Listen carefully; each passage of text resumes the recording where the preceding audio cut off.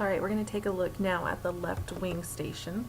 So don't be alarmed, there are a few more screens on this computer. We'll start with power balancing. Now, you can see down here the left wing officer has been given 40 points of power. Now, up here they have a list of various systems that they control on their other screens that need power. So all they have to do is click and drag here in order to give a system more power.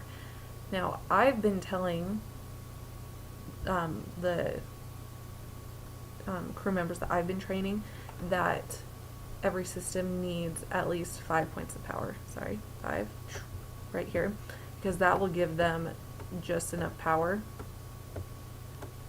Or actually, they'll have a little extra power, but here. So right now, you can see every system has 5 points of power, which means that all of these systems will work.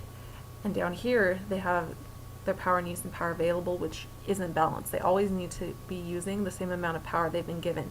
If they want, they can look over here and see, oh, I have 10 points of power left. So they can add that into whatever system they want.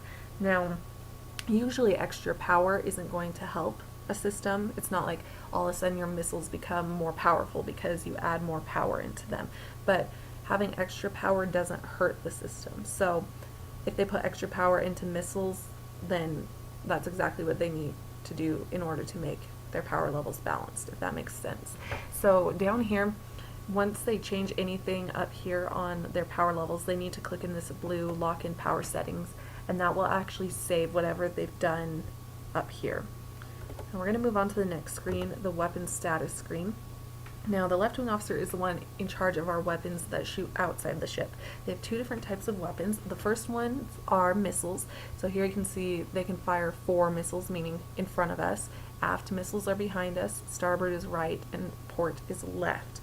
Now, if you have an older crew, you can have them talk to the sensors officer to figure out, okay, is the enemy ship on our starboard side, on our port side, where are they? But usually for the younger kids, we just let them shoot wherever they want because we're just happy that they're shooting. So to fire, all they have to do is click. You can see that took them down. Now they have 9 missiles here, 9. And then down here they have their rail guns. Now, the difference between missiles and rail guns, missiles are basically like torpedoes. They can shoot out just like that. Rail guns are more comparable to bullets. And so that's why they have a lot more of them. So all they can click and hold, right?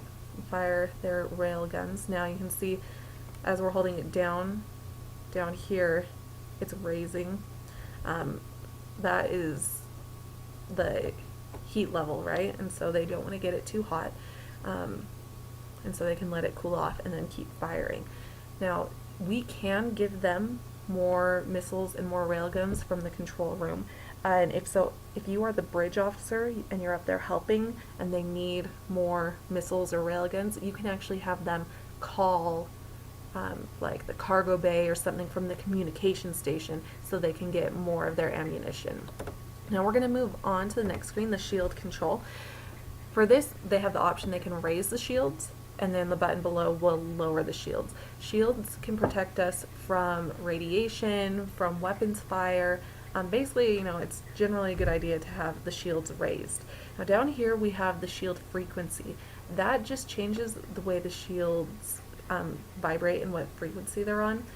And so if someone knew what our frequency was, they would be able to get through our shields. So you can have the kids raise and lower the frequency if we're in a battle, or if for some reason the enemy has figured out what our frequency is, just tell them to raise or lower it and we'll be fine.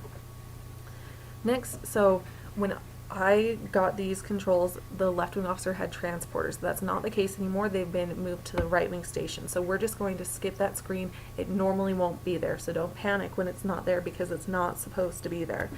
So the last screen they're in charge of is this parts control. Now, both the Atlantis and the Columbia are very large ships, which means they have large storage bays where there are different parts that are kept. So here you can see a list of all these various parts that are just sitting around in the cargo bays, and at times they're going to be asked by damage control officers and various other people to send parts to various areas of the ship.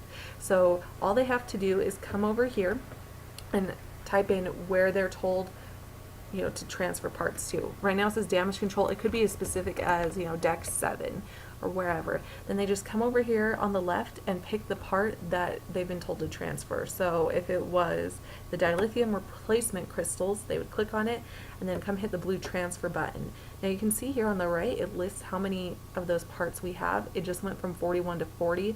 So if they had to send 20 of these, that means they would have to click this 20 times, right, to send all those parts.